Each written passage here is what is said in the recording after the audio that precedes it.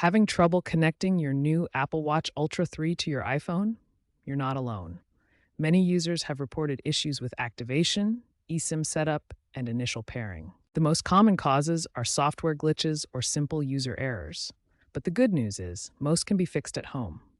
Start by ensuring your iPhone is running iOS 18 or later, as iOS 18.1 has critical bug fixes. Next, power cycle both your iPhone and Apple Watch Ultra 3. For activation problems, ensure your Apple ID is consistent across devices. If issues persist, force restart your watch by holding both the side button and digital crown simultaneously. Then, attempt the pairing process again through the Watch app on your iPhone. If you're still facing connectivity problems with the cellular version of the Ultra 3, focus on your eSIM setup.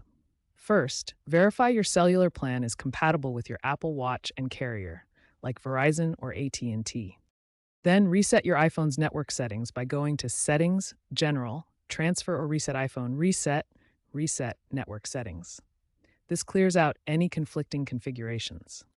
To repair the watch, forget the Apple Watch within the Watch app on your iPhone by navigating to My Watch, All Watches, Info, Unpair Apple Watch. Make sure the devices are within 1 to 2 feet of each other during the pairing process. If all else fails, contact Apple support or visit an Apple store for professional diagnostics, as a hardware issue may be the root cause.